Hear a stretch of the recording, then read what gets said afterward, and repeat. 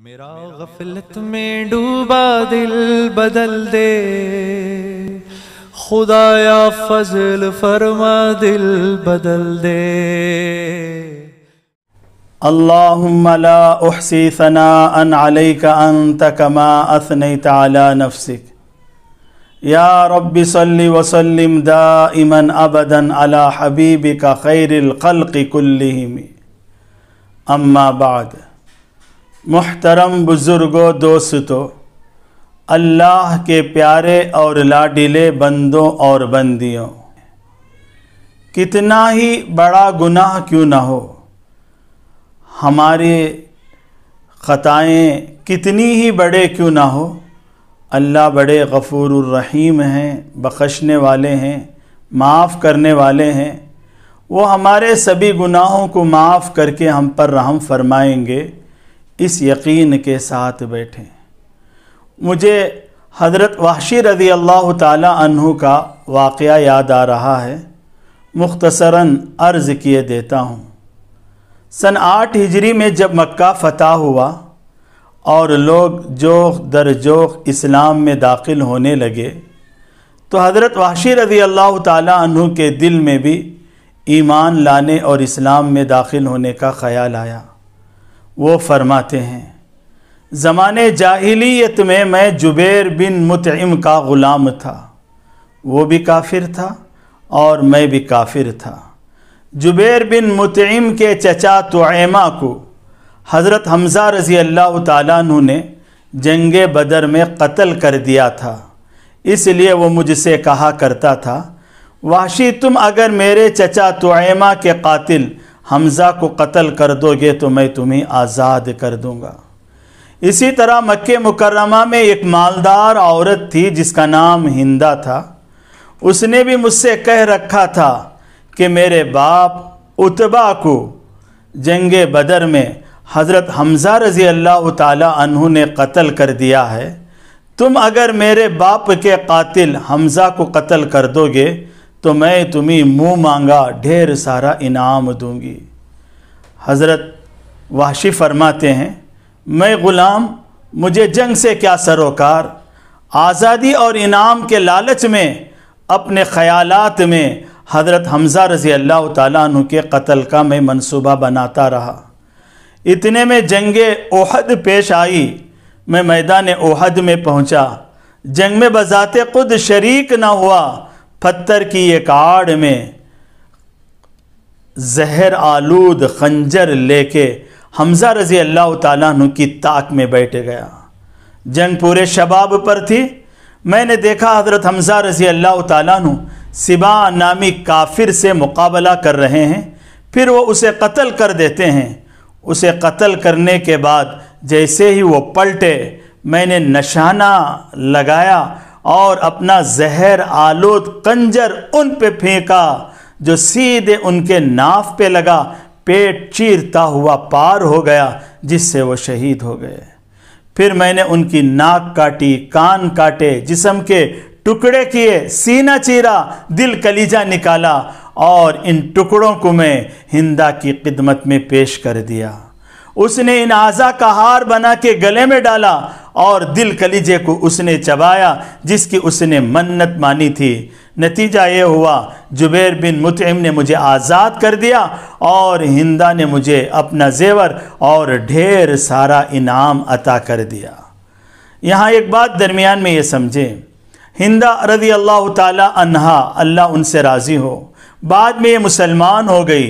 اہل علم فرماتے ہیں حضرت حمزہ رضی اللہ تعالی عنہ کا انہوں نے جو کلیجہ چبایا، اس کلیجے میں ایمان تھا، اس ایمان نے ان کے دل میں ایمان کا اثر کیا جس سے وہ مسلمان ہو گئی۔ یہ تھے حضرت وحشی جن کے یہ زمانے جاہلیت میں کرتوت تھے، اب فتح مکہ کے بعد ان کے دل میں ایمان لے آنے کا خیال آتا ہے۔ مورخین نے لکھا، انہوں نے دربار رسالت میں ایک خط لکھا، اس میں انہوں نے تحریر کیا، میں ایمان میں داخل ہونا چاہتا ہوں، تمنعنی آیتا نزلت الیک، لیکن مجھے آپ پر نازل کی گئی ایک آیت ایمان میں داخل ہونے سے روکتی ہے۔ وہ آیت یہ ہے، वल्लज़ीना ला यदऊन मअल्लाहि इलाहन आखर वला यक़्तुलून अन्नफ्स अल्लती हर्रमल्लाहु इल्ला बिलहक़्क़ि वला यज़्नून वमन यफ़अल ज़ालिका यल्क़ा असामा। इस आयत करीमा में अल्लाह फरमाते हैं, जिन्होंने 3 गुनाह किए, बुतों के सामने सर झुकाया, बुत परस्ती की, नाहक कत्ल किया और बदकारी की, उनको सज़ा मिलेगी और वो जहन्नम में जाएंगे।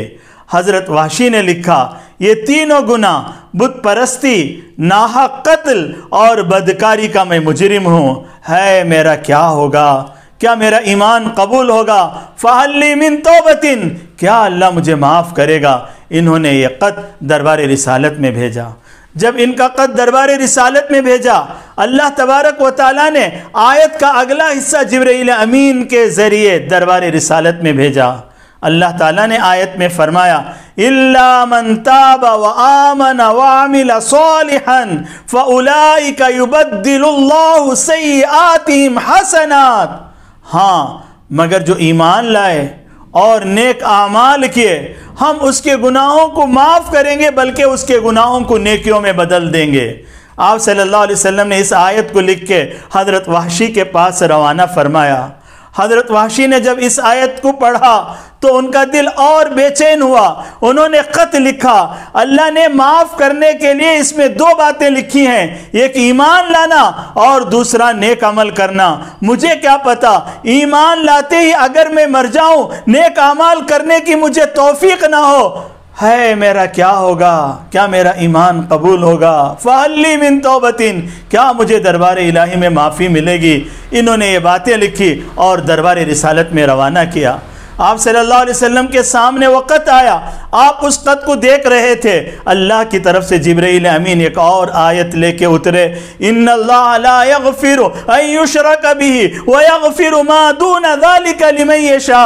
अल्लाह शिर्क को माफ़ नहीं करेंगे, अलावा इसके सारे गुनाहों को अल्लाह चाहेंगे तो माफ़ कर देंगे।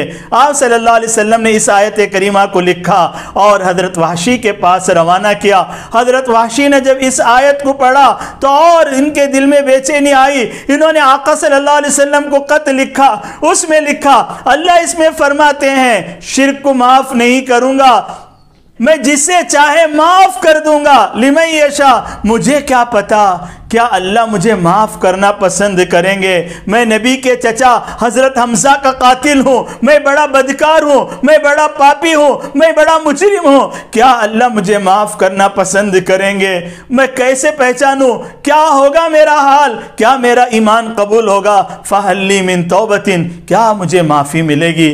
इन्होंने ये ख़त लिखा, आका सल्लल्लाहु अलैहि वसल्लम की खिदमत में भेजा। जब आप सल्लल्लाहु अलैहि वसल्लम के सामने वक़्त आया, अल्लाह तबारक व तआला ने जिब्रील अमीन को आयत करीमा दे के भेजी, कुल या इबादियल्लज़ीना असरफ़ू अला अनफुसिहिम ला तक़नतू मिन रहमतिल्लाह इन्नल्लाह यग़फ़िरुज़्ज़ुनूब जमीआ इन्नहु हुवल गफ़ूरुर रहीम। ऐ मेरे हबीब, आप कह दीजिए, ऐ मेरे बंदों जिन्होंने गुनाहों से अपने आप पर जुल्म किया है, अल्लाह की रहमत से मायूस ना हो। अल्लाह तबारक व तआला बेशक सारे गुनाहों को माफ़ कर देगा, बेशक वो बड़ा बख्शने वाला और बड़ा रहम करने वाला है।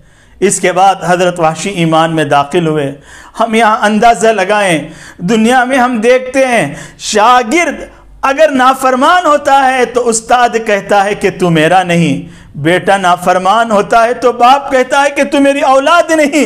लेकिन नाफरमान, गुनहगार, बदकार बंदों से अल्लाह फरमाते, या इबादी तुम मेरे बंदे हो, मेरी रहमत से मायूस ना होना, मैं तुम्हें माफ़ कर दूंगा, बेशक मैं माफ़ करने वाला हूँ। इस यकीन के साथ अल्लाह की रहमत को जहन में लाते हुए पूरे अदब और एहतराम के साथ हम इन मजालिस में बैठें और दुआ जो होगी तब हम आमीन आमीन कहते रहें। अल्लाह इन मजालिस की बरक़ात से आलम में हिदायत के फ़ैसले फ़रमाएँ और हम सबको उसके नेक और बरगुज़ीदा बंदों में शामिल फ़रमाएँ। आमीन व आखिरु दावाना अनिल हम्दुलिल्लाहि रब्बिल आलमीन।